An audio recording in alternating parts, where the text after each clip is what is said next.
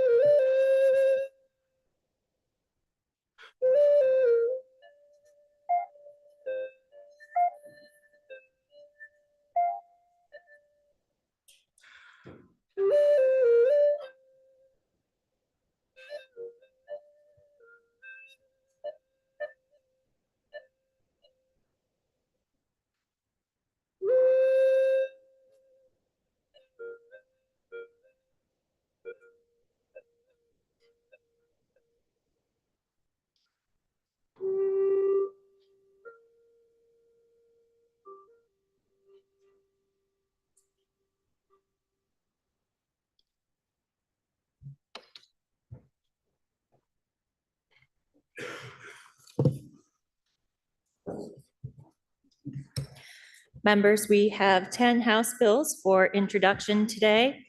The first is House Bill 150, which is an act relating to reinstating the waiting period exemption for firearms transfers at gun shows, introduced by Representative Putin of Berry City and others. Please listen to the first reading of the bill. H-150, an act relating to reinstating the waiting period exemption for firearm transfers at gun shows. Now the bill has been read the first time and is referred to the Committee on Judiciary. Next is House Bill 151, which is an act relating to implementing the Restaurant Meals Program, introduced by Representative McGill of Bridport and others. Please listen to the first reading of the bill. H-151, an act relating to implementing the Restaurant Meals Program. Now the bill has been read the first time and is referred to the Committee on Human Services.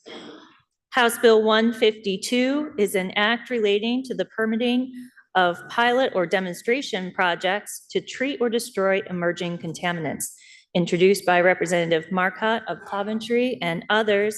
Please listen to the first reading of the bill. H-152, an act relating to the permitting of pilot or demonstration projects to treat or destroy emerging contaminants. Now the bill has been read the first time and is referred to the Committee on Environment. House Bill 153 is an act relating to expanding family access to certified copies of birth and death certificates, introduced by Representative Greer of Bennington and others. Please listen to the first reading of the bill. H-153, an act relating to expanding family access to certified copies of birth and death certificates. Now, the bill has been read the first time and is referred to the Committee on Government Operations and Military Affairs. House Bill 154 is an act relating to designating November as the Vermont Month of the Veteran, introduced by Representative Moricki of Putney and others. Please listen to the first reading of the bill. H-154, an act relating to designating November as Vermont Month of the Veteran. Now, the bill has been read the first time and is referred to the Committee on Government Operations and Military Affairs. Next is House Bill 155, which is an act relating to the Standard Offer Program, introduced by Representative Torrey of Moortown and others. Please listen to the first reading of the bill. H-155, an act relating to the Standard Offer Program. Now the bill's been read the first time and is referred to the Committee on Energy and Digital Infrastructure. Next is House Bill 156, which is an act to prohibiting pharmacy benefit managers from owning or operating a pharmacy in Vermont, introduced by Representative Cordes of Bristol. Please listen to the first reading of the bill. H-156, an act relating to prohibiting pharmacy benefit managers from owning or operating a pharmacy in Vermont. Now the bill has been read the first time and is referred to the Committee on Health Care. Next is House Bill 157, which is an act relating to Act 250 exemptions and delegation of stormwater permitting, introduced by Representative North of Ferrisburg and others. Please listen to the first reading of the bill.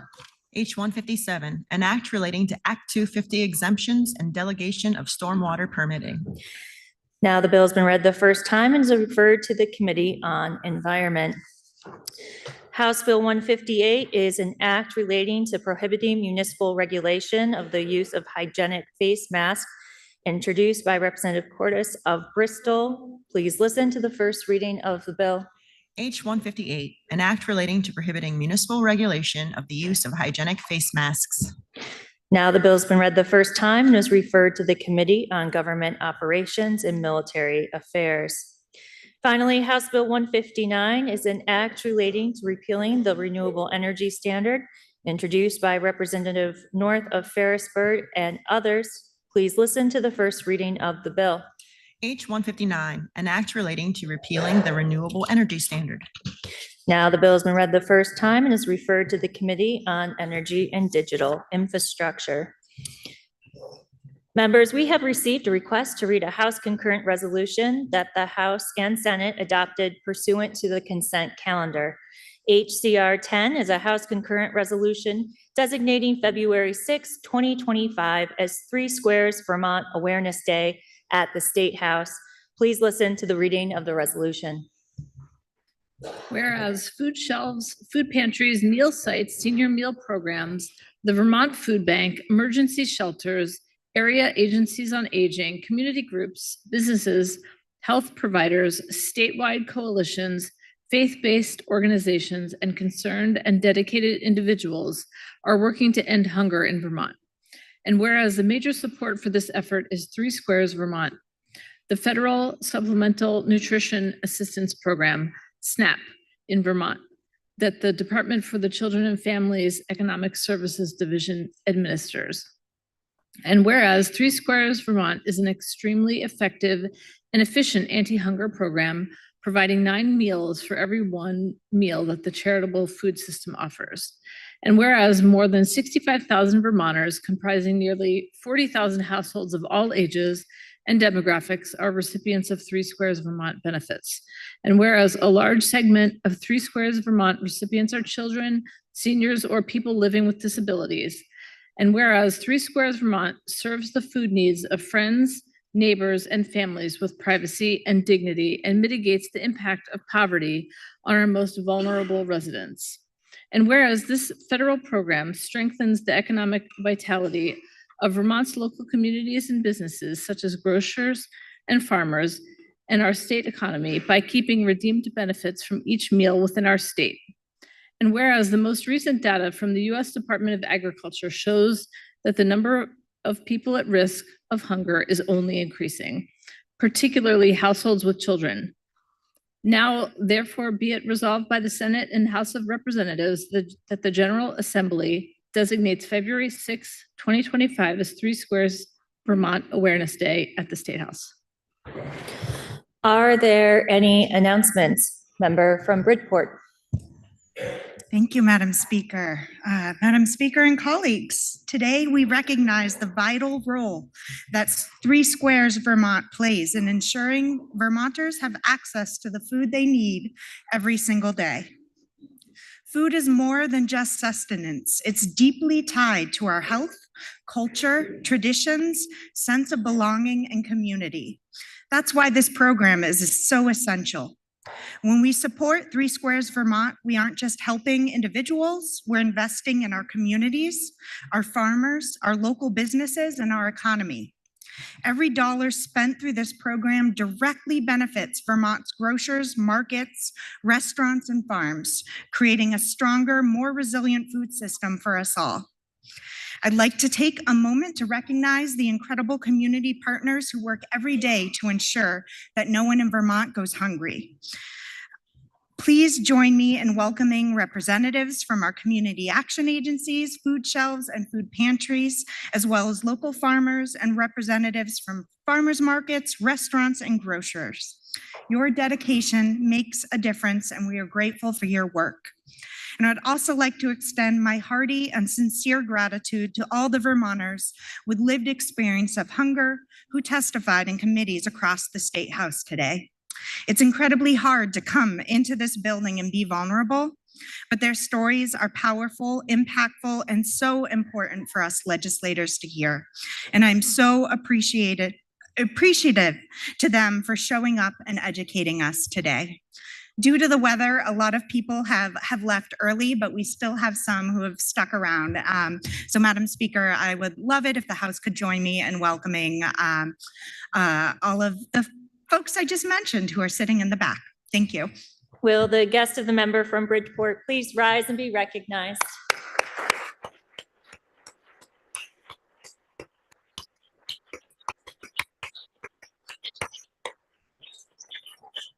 Member from Essex. Thank you, Madam Speaker. It felt last week like it was a little bit of old home week. And while all returning members are important to me personally, I can't think of a more important one that is with us today. My former constituent, my former seatmate, my former mentee, although frankly, I think she was more of a mentor to me most of the time, my former roommate. Would you please help me welcome back the member from Westford, Representative Julia Andrews. Will the former member please rise and be recognized?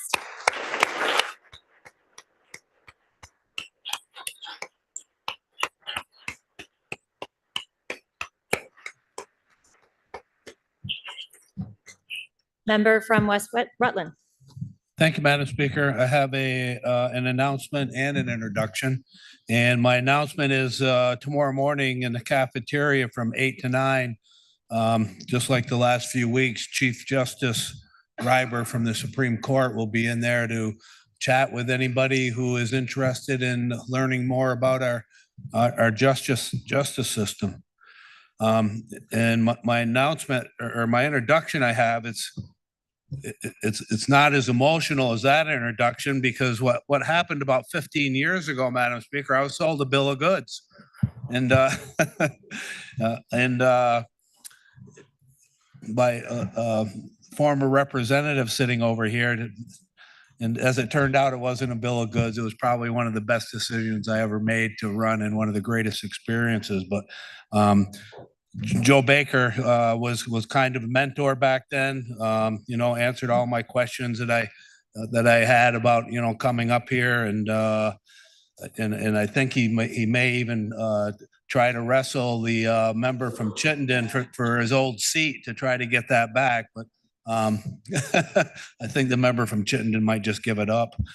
But anyway, I really want to welcome, 10-year former 10-year member of the Vermont State Legislature, Joe Baker, and his lovely wife, Diane. Will the guest of a member from West Rutland and former member please rise and be recognized?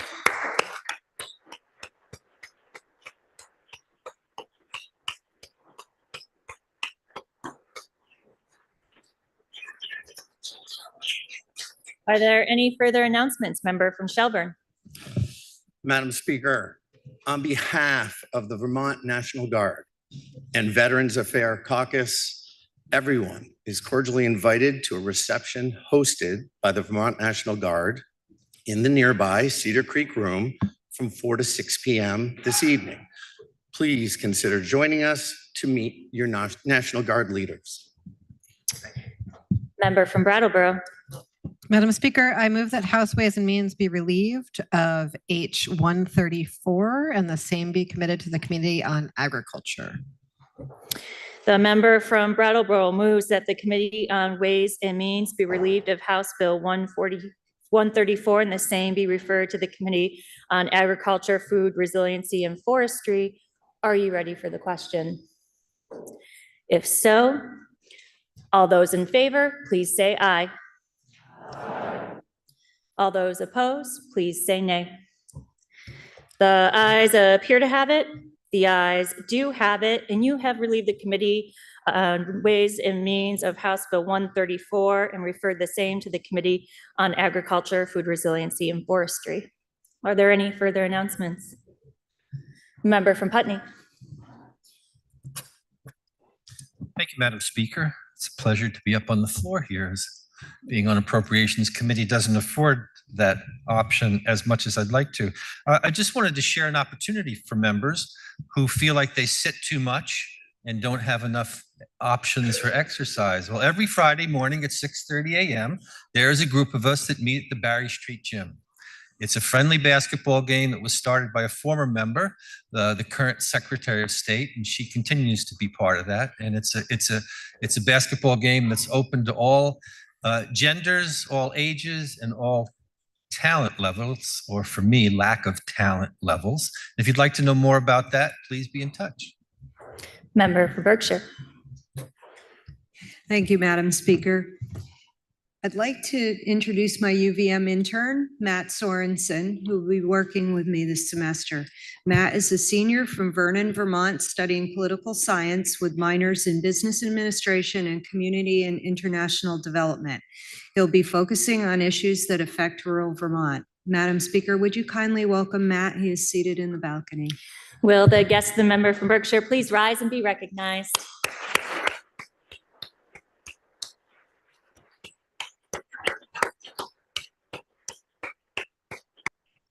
Are there any other announcements? Seeing none, orders of the day. Members, we'll begin with House Bill 34, which is an act relating to workforce leadership in Vermont. Please listen to the third reading of the bill. H 34, an act relating to workforce leadership in Vermont.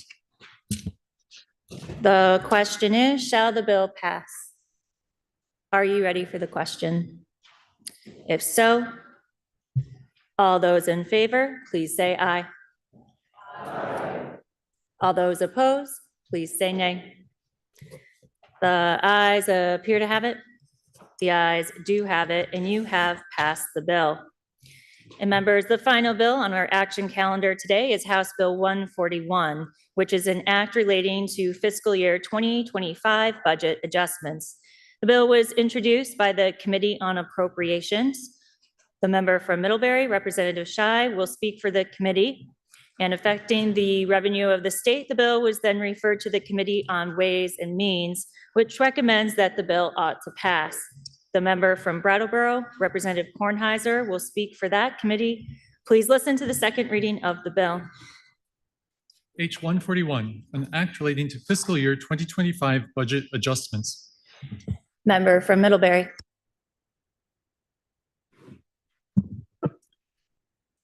Madam Speaker, the purpose of the Budget Adjustment Act, or BAA, is to review the current year budget, in this case, the FY25 budget, which went into effect on July 1st, 2024, and to make adjustments as needed to tweak costs and rebalance state spending. This ensures that we keep our budget in balance and spend taxpayer dollars in ways that support Vermonters across the state. The BAA is generally not used for new programs or big policy changes, although this sometimes happens in the context of new information or circumstances. Contrary to some beliefs, the budget is in fact a statement of our values. Some people say it with flowers, some people in committees say it with words, and in the case of your House Appropriations Committee, we say it with dollars.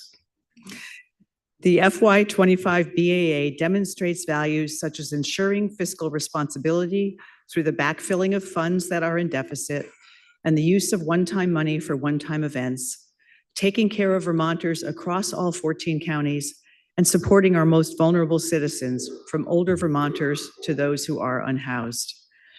We agreed with the vast majority of the governor's proposed changes to the FY25 budget and only made a few changes designed to assist in aiding our priorities and meeting pressing needs.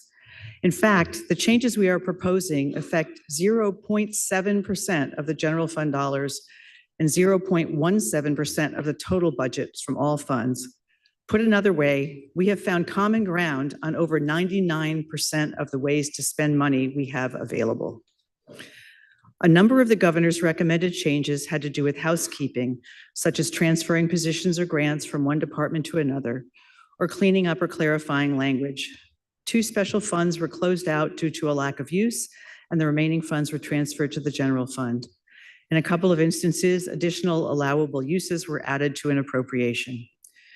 There was also a lot of truing up of various accounts and programs, and there were several caseload and utilization adjustments to various Medicaid-funded programs and childcare. With regard to the Medicaid cases, we learned that in general, caseload numbers were level or down, but utilization was up. Here are just some of the changes that were made to the FY25 budget. I will be referencing the page numbers in the bill itself if you want to follow along. First, on page 3, section 4, which is B205, the state's attorneys, we updated the cost of court-ordered mental health evaluations and significantly decreased the internal service costs from the Agency of Digital Services for a net decrease of $191,000. On pages 6 through 19, which are also sections 11 through 34, the B300 sections, this includes healthcare and human services. The biggest change is in what we call global commitment, which is related to Medicaid. You can see the full amount in section 11, B301, and then they are broken out and allocated to the various departments. Total global commitment increased by $125 million, $47.7 million from general fund and $77.7 million of federal fund. These are primarily found in the Department of Vermont Health Access, or DVA, and the Department of Disabilities, Aging and Independent Living, also known as DALE. Also included in the DALE budget is $24.5 million for a nursing home Medicaid bed day adjustment because the state underestimated the number of days that were needed by nearly 78,000 days. $21 million is also given for extraordinary fiscal relief for nursing homes who are struggling financially and are in danger of closing without this help. These appropriations are both part of the Medicaid increase. In addition, the administration asked us to put $10 million into DVA for provider stabilization grants for a variety of healthcare organizations, including FQHCs, also known as Federally Qualified Health Centers, substance use residential treatment facilities, residential mental health providers, and others. This appropriation will be found later on in section 50 in the one-time appropriations section. Clearly, we have a systemic structural problem with this system, which the relevant committees will be looking into this biennium. On page 13, which is section 23 of the budget, relates to section B318, the Child Development Division of the Department of Children and Families. In this section, there are two changes to childcare funding. First, there's a $13 million reduction in CCFAP, which is the Child Care Family Assistance Program, general fund dollars, due to lower caseload and utilization of child care vouchers. This figure was arrived at by a joint consensus expense review that included members of the administration and our joint fiscal office. The uptake hasn't been as high as was budgeted for, and even assuming a higher uptake by families, it was felt that reducing the amount on a one-time basis for the rest of fiscal year 25 was a reasonable decision. I will note that this is an entitlement program, so everyone who qualifies for child care vouchers will be able to get what they need. There's a second $13.2 million reduction in the general fund related to child care. We are using funds from the Child Care Special Fund instead of general fund because the consensus revenue forecast for this special fund came in over $13 million higher. So it was felt that we could use the special fund for this money rather than general fund. Further along in the bill, we address a caseload reserve fund by allowing the Child Care Special Fund to draw down from the Human Services caseload reserve if needed. On page 20 in section 37, B3342 is the Vermont Veterans Home. There is a total BAA request of $9.8 million, of which $6.9 million is general fund. $5.9 million of that is for traveling nurses. In addition, there is a Medicaid settlement reimbursement of over $4.2 million from FY23, as this settlement runs 2 years behind. On pages 26 through 30, moving to section 50 and the one-time money, we can see the $10 million for the provider stabilization grants that I mentioned. In addition, there is an $11 million appropriation for the Brattleboro Retreat Alternative Payment Method Model. The state has an agreement with the retreat for a fixed number of bed days, and the state underestimated the utilization significantly. So this is the annual reconciliation process to true things up. Also, in section 50, we did not transfer $14 million of general fund back to the treasurer's office. In July of 2024, the emergency board authorized the transfer of $14 million from a $20 million fund in the treasurer's office so that we could meet flood emergency needs. The money was originally appropriated from general fund to the treasurer's office for the purpose of buying down some of our bond debt early to save money. However, according to the treasurer, due to higher interest rates, the state has earned more in interest than it would have by paying off some of our bonds. The treasurer has followed up with a memo of further explanation, which makes it clear that repurposing these funds will have no impact on Vermont's ability to pay its debt. Madam Speaker, may I read the last paragraph of that memo? You may. The treasurer writes, and by the way, this whole memo is posted on our committee page. The $20 million was a one-time, out-of-the-ordinary proposed buy-down of our outstanding bonds. And if the funds are used for an alternative purpose, the state's outstanding bonds will continue to be paid down in the normal course. Using the bonds for an alternative purpose would have no impact on the state's credit rating. Likewise, there is no obligation to replace these funds in the future because there is no obligation to redeem bonds early. That's the treasurer's memo. So we are proposing to use the $14 million as follows. $8.6 million to the Vermont Housing and Conservation Board to help with their pipeline of housing projects totaling nearly $40 million through the end of this fiscal year.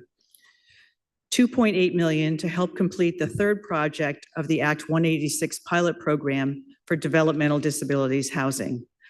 $1.84 million to extend the emergency general assistance cold weather rules to June 30th, and $850,000 to the judiciary to repurpose a reversion so the funds can be used for network and security upgrades in courthouses and for the completion of a judiciary accessible bathroom project in the Essex County Courthouse. On pages 30 and 31, section 51 relates to D100 and the property transfer tax. In subsection C, the funds transferred to the Municipal and Regional Planning Fund in Act 181 are fully appropriated. We reallocated these additional funds by the percentages as passed in the FY25 budget, which resulted in changes to the totals given to the regional planning commissions, municipalities, and the Vermont Center for Geographic Information. In pages 32 through 34, fund transfers, section 52, we used a $3 million reversion from the Agency of Administration for Vermont Housing Finance Agency weatherization and put the funds into our state liability self-insurance fund for the second of 3 payments for the EB5 lawsuit. VHFA is in support of this reversion as they are not able to use the funds due to chronic labor shortages in the field. Also in section 52, we were able to pull in another 3.4 million from the Cannabis Regulation Fund because sales are exceeding projections. By statute, 30% of this transfer goes to B313, the Department of Health Substance Use Programs. So an additional 1.025 million was transferred to that department. On the downside of transfers, we're transferring less money from both sports wagering, about nearly $900,000 less, and the Liquor Control Fund, $11.5 million less, due to more winners on the sports betting side and a deficit in the Liquor Control Fund because we were transferring a specific dollar amount each year without fully accounting for increased expenses. Liquor sales in general are also down.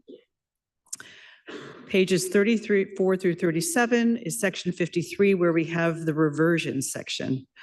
Reversions occur when a department or agency no longer expects to use the funds for the specific use for which the money was appropriated. Reversions are related to previous budget years, not the current one, sometimes several years back. If the money is to be repurposed, it happens in 2 steps. First, the money is reverted to the general fund, and then it is appropriated to another department or agency or transferred to a different fund for its new use. The reversion of $3 million for VHFA weatherization is a good example of this. These funds were appropriated in fiscal year 22, but not able to be used even several years later. So it's being reverted and repurposed for the aforementioned EB5 payment. Page 38, section 54 relates to reserves.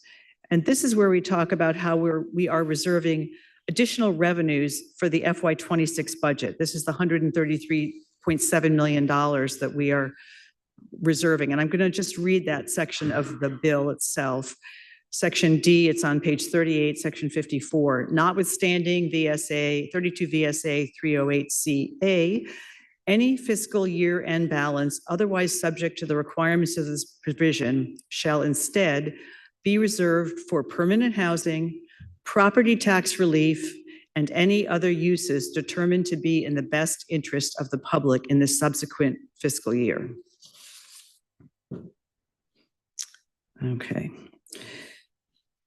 Then on pages 38 and 39 in positions, we have added 1 position in the Attorney General's office and converted 8 limited service positions to exempt permanent at the Defender General's office. There are also some miscellaneous but important language changes near the end of the bill. In section 71 on page 55, we changed the timing of marking underground utility facilities from 48 to 72 hours so the excavators wouldn't show up before the marking had been done. On page 57 in section 73, we increased the amount the Commissioner of Finance and Management can transfer between accounts from $50,000 to $100,000 due to inflation, and the amount the commissioner can close or adjust the balance in an account from $100 to $200. Again, inflationary pressures. Page 61 on section 78, we added language to allow VHFA, to allow participants in the VHFA rental house revolving loan program to increase rent by more than 3% if circumstances warrant. Pages 61 and 62 is section 79, the Human Caseload Services Reserve.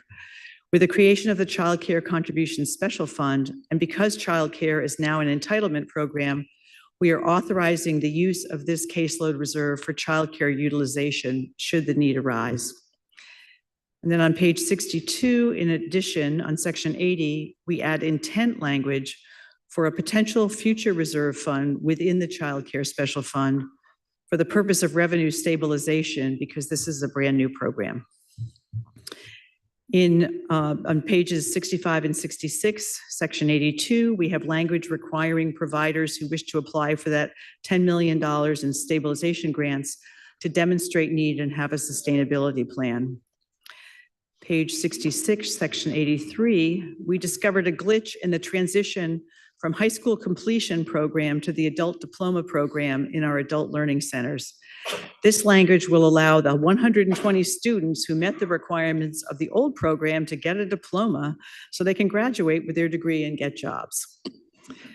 In section 84, we are requiring DCF to fully utilize the state's allocation of discretionary exemptions in the Supplemental Nutrition Assistance Program, or SNAP, so that families will continue to get food benefits. These are all federal funds and they disappear on October 1st, so we want to be sure they are used as much as possible. Section 88 has language for the General Assistant Emergency Housing to extend the program with the same rules through June 30th, 2025. The final two sections have the usual carry forward language and the effective dates. Madam Speaker, we had a public hearing with 19 participants and we heard from an additional 61 witnesses for a total of 80 people. The witness list is here on my desk if you would like to take a look. We could not have done this work without the expertise and incredible support of our Joint Fiscal Office, for whom we are always grateful. Thank you so much. And I also want to thank all the committees for their advice and counsel along the way. This budget adjustment bill does many good things for Vermonters of all ages across our state. We are taking care of our own fiscal house while also taking care of people and organizations such as students who need a diploma to get a job, nursing homes and other providers that need stabilization, and the 1,386 households, including 425 children, who need a temporary place to stay until they can find housing. It bears repeating that we found common ground with the governor on more than 99% of what he proposed. The vote in our committee was 7-4-0, and we hope you will support the bill by voting yes. Thank you. And now speaking for the Committee on Ways and Means, member from Brattleboro. Madam Speaker, your Ways and Means Committee took a look at H-141 and heard from the Commissioner on the Department of Taxes, the Commissioner of the Department of Finance and Management, the Commissioner of the Department of Liquor and Lottery, the Director of Policy in the Office of the State Treasurer, the Chief Financial Officer of the Public Resources Advisory Group, the Deputy Fiscal Officer from the Joint Fiscal Office, the Associate Fiscal Officer from the Joint Fiscal Office, the Chair of the House Judiciary Committee, the member from South Burlington, and voted affirmatively to support H-141 as it came to our committee on a vote of 7-3-1. And we ask you to vote yes. Thank you. The question is, shall the bill be read a third time? Are you ready for the question? Member from Northfield. Thank you, Madam Speaker. I want to comment briefly on Section 88, and in particular because it's my understanding that that's probably was the only or at least most significant disagreement within the committees and the split votes that we just heard from them.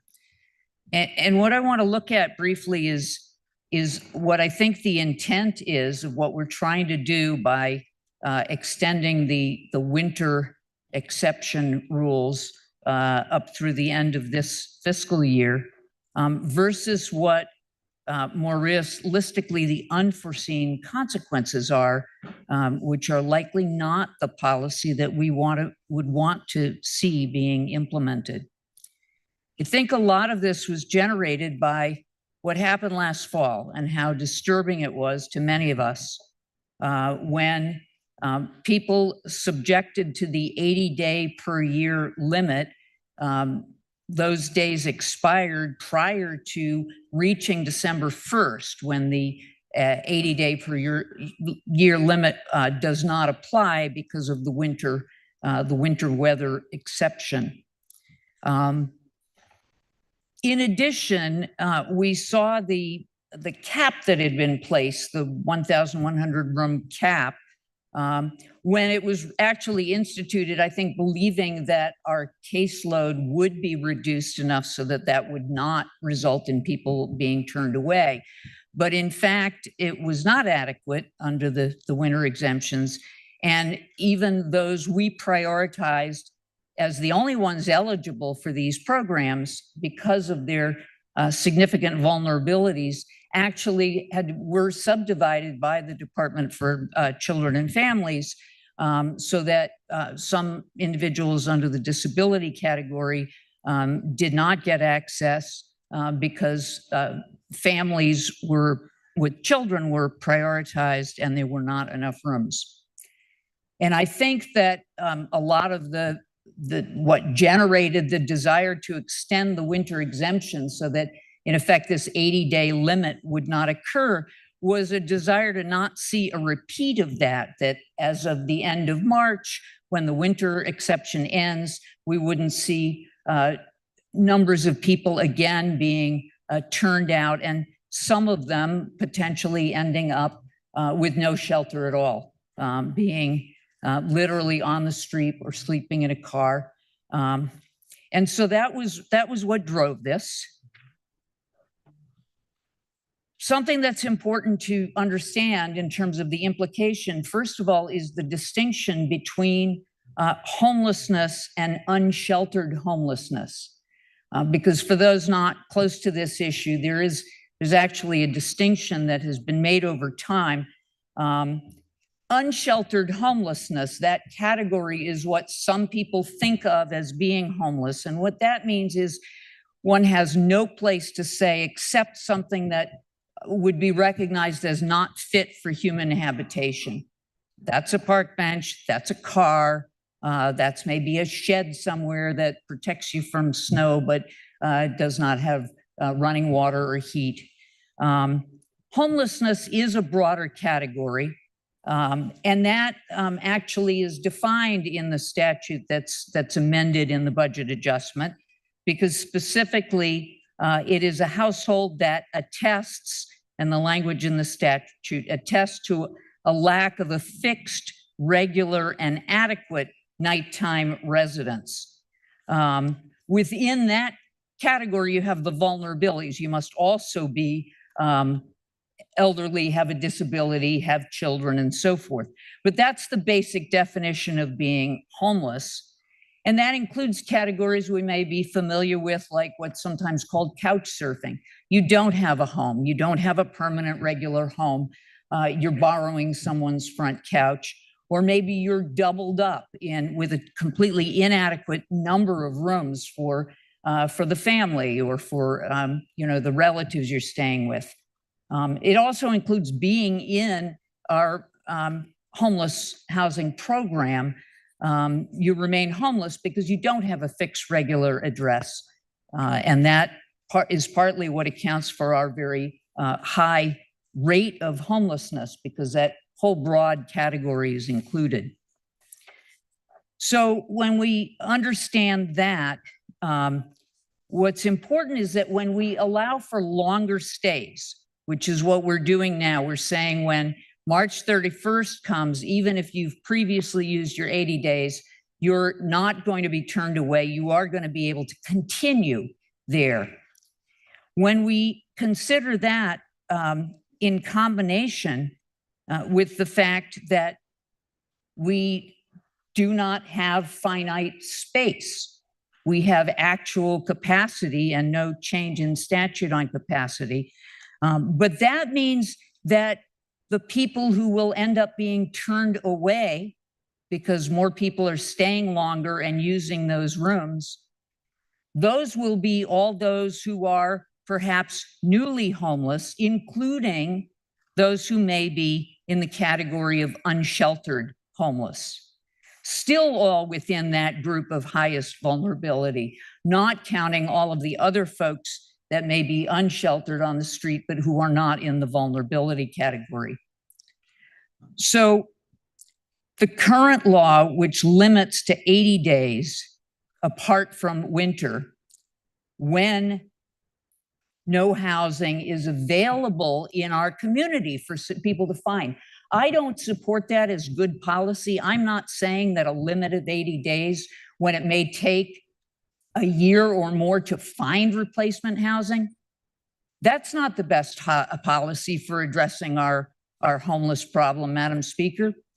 But if we're operating under limits, which we are operating under, and we have had to because there are limits to the fiscal ability with our current problem. If we're operating within limits, and we know that we do have finite limits regarding space, I think that having no limits on the number of days, which is precisely what this language does, it eliminates that 80-day limit to maintain the winter no-day limit exemption. When that results in people potentially in more dire straits, people who are newly now homeless or unsheltered, having no access at all, I think that that's worse public policy. So we're spending 1.8 million in addition to not improve on the situation that exists in Vermont today. The question is, shall the bill be read a third time? Are you ready for the question? Member from Morristown. Thank you, Madam Speaker.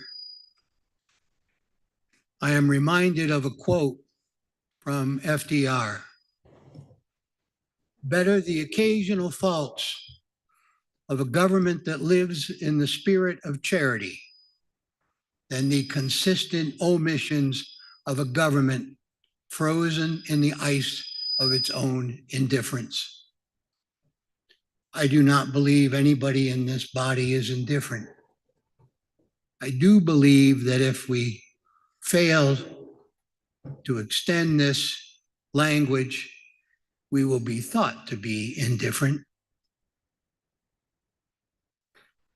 Who are the likes of these? Who reaches out to us at this time for help? Today, over 90 of the people in our motels are over the age of 65. Over 900 are disabled, half of them recognized by SSI and SSDI, and the others by VOC Rehab Disability Standards. Nearly 60 are seeking refuge from domestic violence. Over 24 are pregnant. And finally, some 400 are children. Madam Speaker, I think we all want these children to be able to stay in school with their classmates, to finish their school year with their school. Their lives have been challenged enough, I think.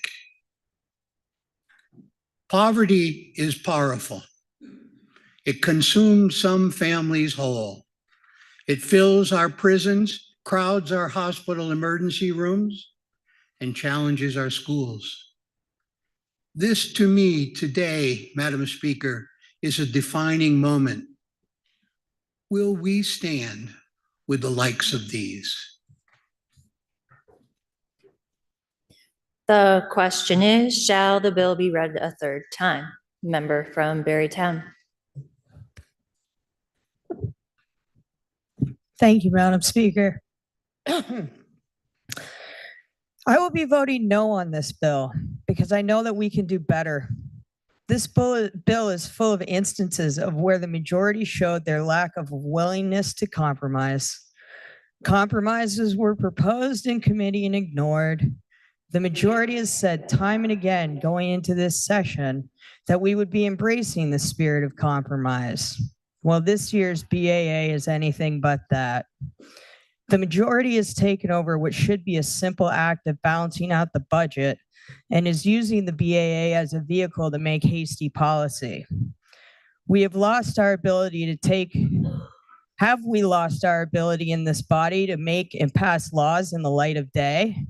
Taking care of our most vulnerable Vermonters is the highest priority, and their fate should not be hastily decided in a budget adjustment.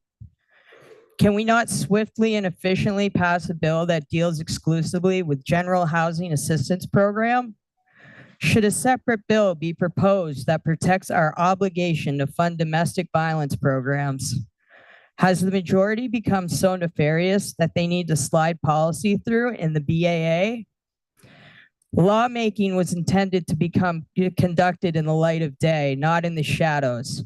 But once again, the majority has chosen not to compromise, not to be thoughtful, and not to consider other perspectives. This is more of the same, and we owe all Vermonters more than that. We owe Vermonters equitable and affordable solutions. The question is, shall the bill be read a third time? Member from Burlington. Madam Speaker,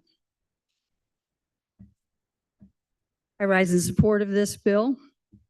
The BAA, as described, offers a lifeline or critical relief to a number of groups. State employees, by shielding them from unanticipated rises in health insurance premiums, nursing homes, mental health and substance use treatment providers, and community health centers by providing $10 million in emergency stabilization money, and taxpayers who we anticipate will benefit from property tax relief in FY26. The BAA on the floor proposes only to extend relief to at least 457 households who will become ineligible for emergency housing as of April 1, when the average low hovers at about 29 degrees. The context and constraints within which we drafted last year's budget were far different from the situation in which we find ourselves today, when we anticipate rolling over $133 million into next year's budget. The truth is, unsheltering families does not save money. It just shifts the costs that are actually much higher, to our communities, to our emergency rooms, our schools, our community providers who will scramble to pick up the pieces, who have fewer resources than the state. And I ask, let us avoid the chaos and cruelty of unhousing so many of our neighbors at a time when so much in our communities and at the national level is in flux. Instead, let's support our colleagues in House Human Services in developing a long-term pragmatic approach to addressing homelessness in Vermont. The question is, shall the bill be read a third time? Member from St. Albans Town. Thank you, Madam Speaker. The BAA is supposed to be an accounting bill, not a policy bill. All of us have moved away from that over the past few years, and it's just not the right way to do business. Whether it's the GA expansion or other policy additions, these conversations should be happening through regular bills on the normal budget process. In addition, it's not appropriate to go back on the policy agreement last year's supermajority made with itself on the hotel motel program, which is incredibly expensive and has had serious unintended consequences. House Republicans support concrete solutions to address homelessness, including taking bold action on a real housing bill that makes it easier, faster, and less expensive to build the permanent housing we need. In the short term, we also support expanding our shelter capacity, which, unlike the hotel motel program, allows us more access to connect to the resources and services people need. Let's focus on real solutions, not Band-Aids year after year. And Madam Speaker, I ask that when the vote is taken, it be taken by roll. Thank you. The member from St. Albans Town requests that when the vote is taken to be taken by roll, is the member sustained? The member is sustained. When the vote is taken, it will be taken by roll. The question is, shall the bill be read a third time? Member from Essex. Madam Speaker, the fiscal year 2025 budget adjustment is a fiscally sound mid-year adjustment that continues investments that reflect the needs and values of Vermonters including in housing, healthcare, and public safety. Our House Appropriations Committee did great work, agreeing with 99% of the dollars and almost all of the language in the governor's recommended budget adjustment. I am proud to vote yes, and I ask the body to vote yes. The question is, shall the bill be read a third time? Are you ready for the question? Member from Burlington. Madam Speaker, I'd like to thank the committees of jurisdiction for their hard work on this Budget Adjustment Act. And I just want to challenge the myth that is being perpetuated here today, that the budget is not a policy document. None of our policy, well, very little of our policy comes into existence without funding. And I've been a member, this is my 9th year. I have seen policy language included in both the budget and the budget adjustment every year. So for new members, fact check. That being said, what we see here is a modest adjustment to pre-existing policy, and I see it as harm reduction. I have seen firsthand the harm that the state has caused through our failure to address homelessness. In 2021, we're providing shelter and housing for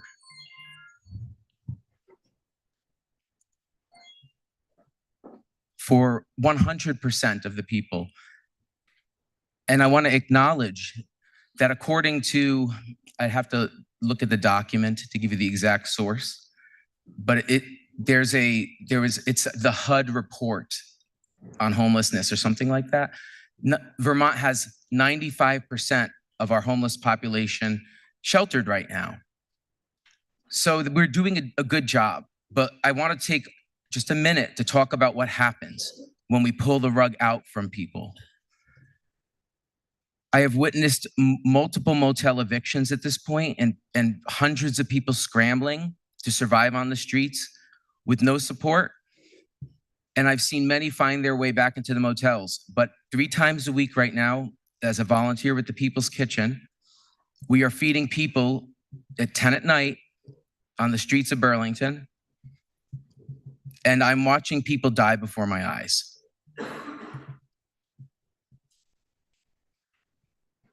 It might only be 5%, but those hundreds of people matter. You know, when you go door knocking and you meet your neighbors, most people it's neutral.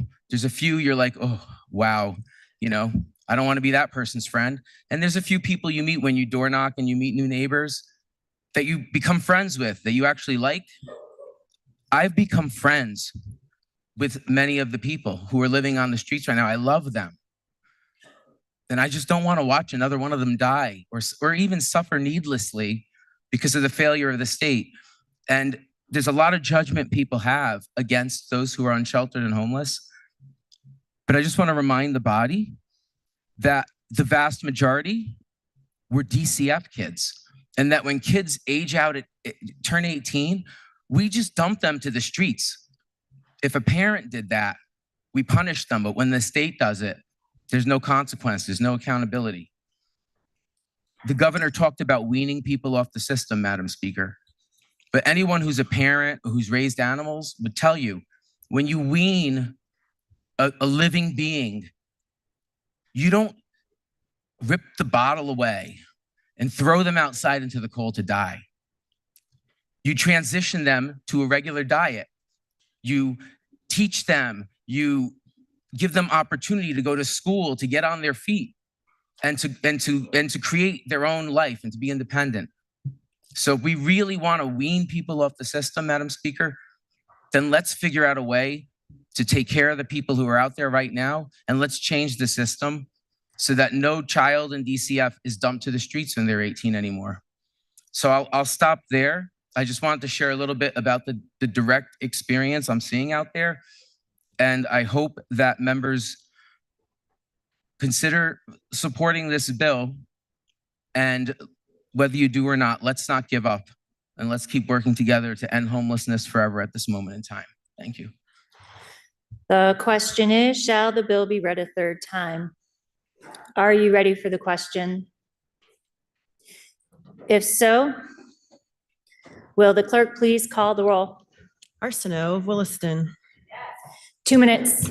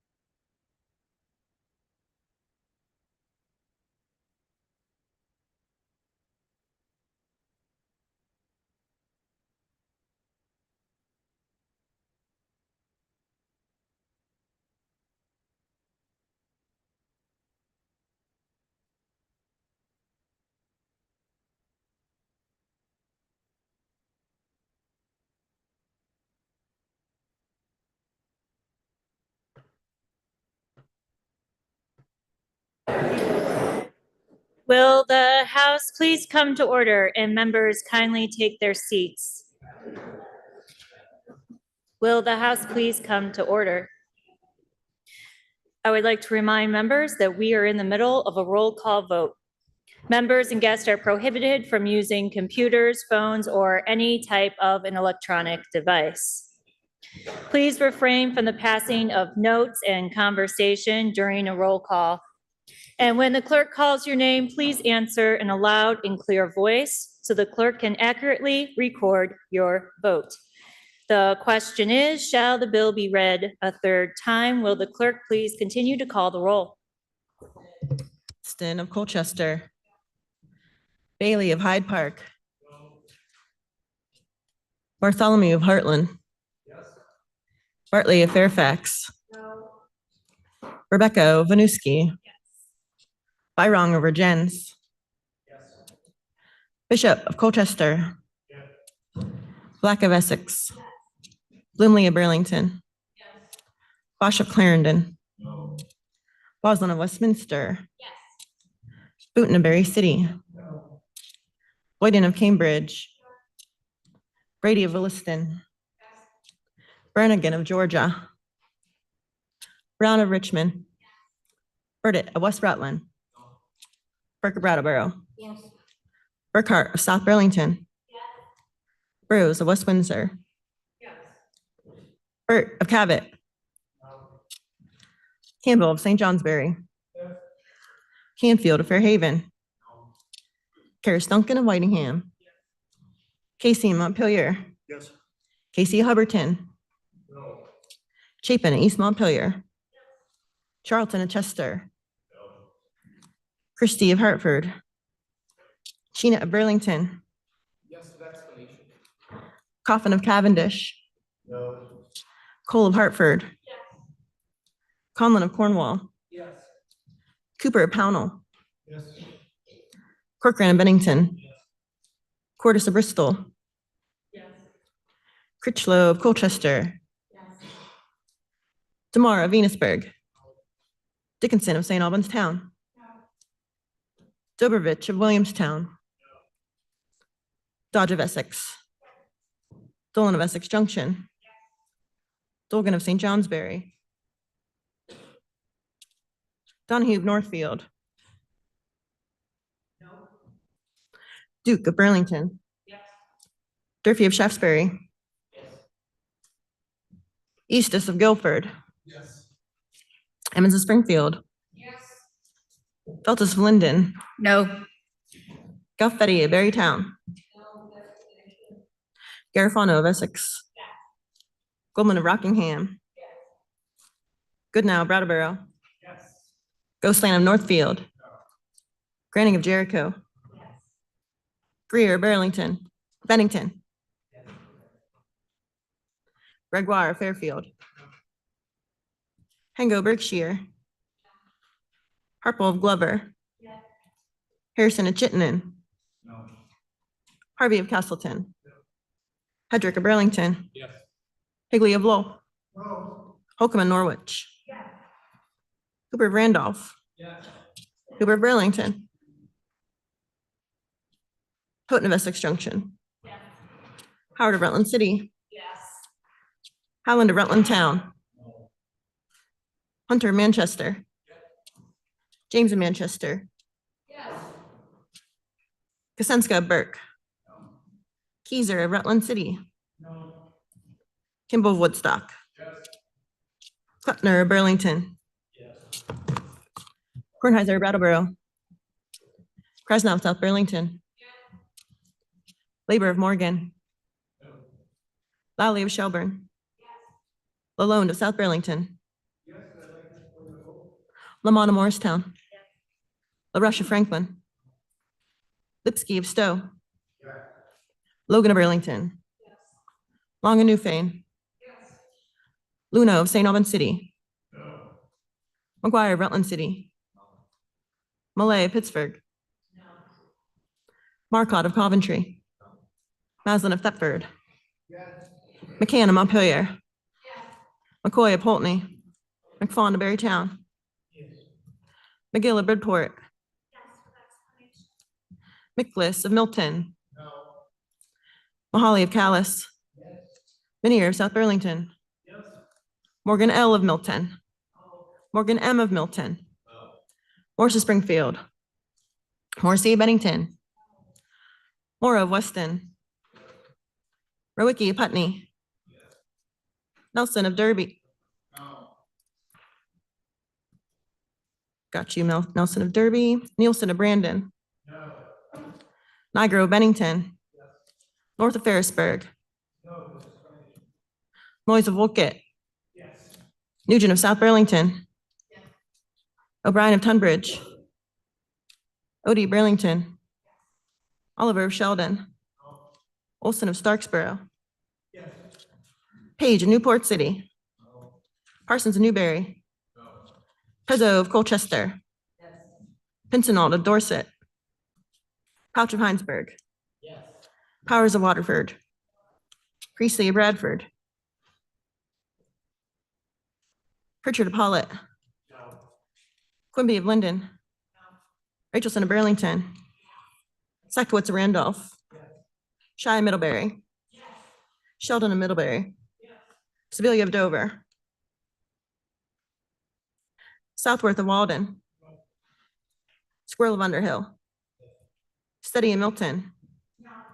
Stevens of Waterbury. Stone of Burlington. Supernaught of Arnard. Sweeney of Shelburne. Tagliavia of Corinth. Taylor of Milton.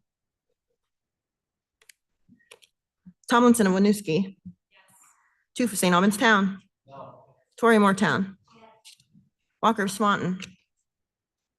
Wazozak of Berry City. Waters Evans of Charlotte. Wells of Brownington. White Waitsfield. White Bethel. Winter Ludlow. Wood Waterbury. Yakuboni of Morristown. Brannigan of Georgia. Christie of Hartford. Dolgan of St. Johnsbury. Cooper Burlington. McCoy Pulteney. Morris of Springfield. O'Brien of Tunbridge. Pincinel of Dorset. Priestley of Bradford. Sibilia of Dover. Taylor of Milton. For purpose of explanation, member from Bridport. Thank you. I voted yes because every child we fail today is a lost opportunity for Vermont's future.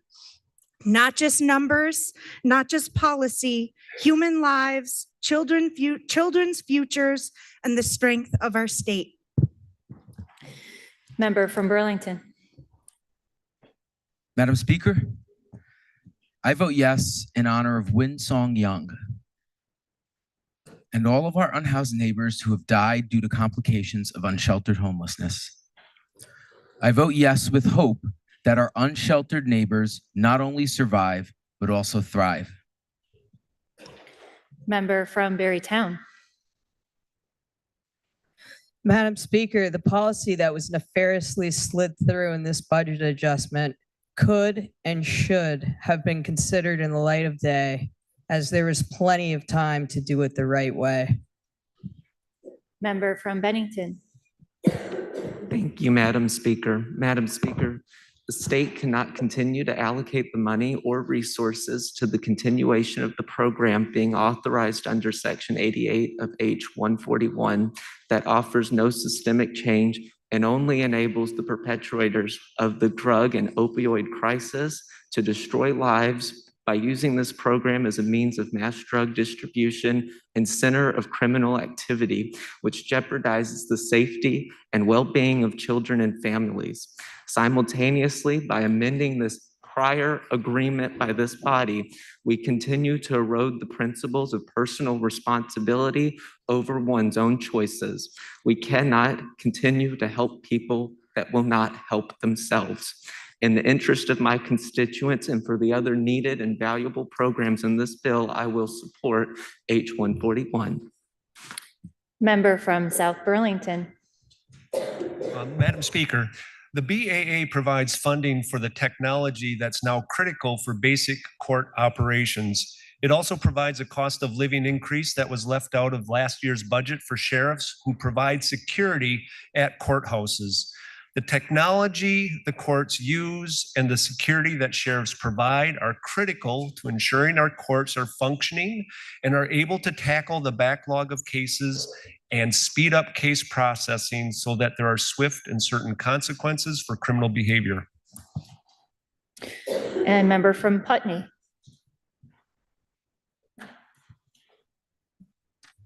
Madam Speaker, if we look outside, we see weather no one should be housed in.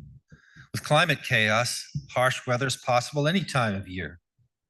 As we've waited years for a plan from the administration, my vote is to see that no one is left out in this weather. Our thorough process came to agreement on 99% of the BAA from the governor.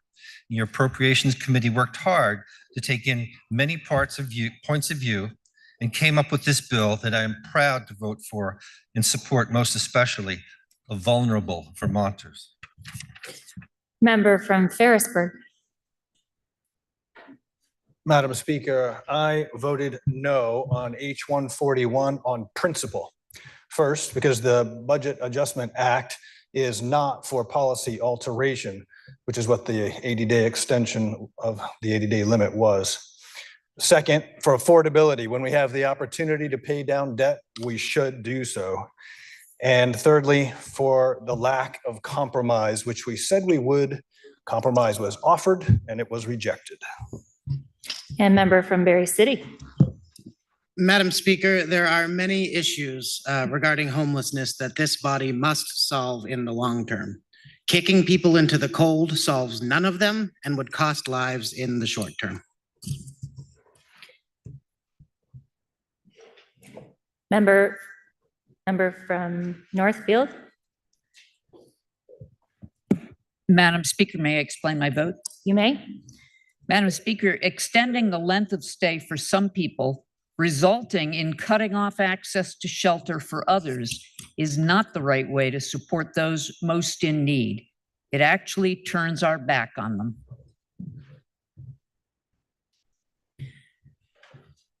Members, please listen to the results of your vote.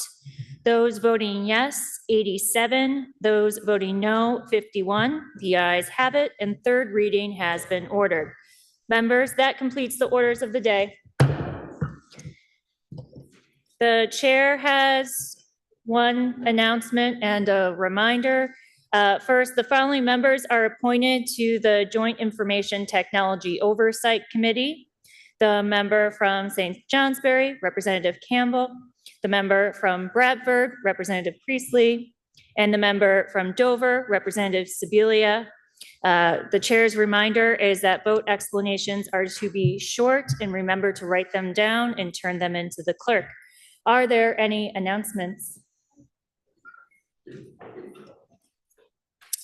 Seeing none, member from St. Albans Town, will you please offer us a motion to adjourn until Friday, February 7th at 9:30 a.m.? Madam Speaker, I make a motion this body stands at adjournment until Friday, February 7th at 9:30 a.m. Will the House please come to order? The member from St. Albans Town moves that we adjourn until Friday, February 7th at 9:30 a.m. Are you ready for the question? If so, all those in favor, please say aye. Aye. All those opposed, please say nay. The ayes appear to have it. The ayes do have it, and this body stands in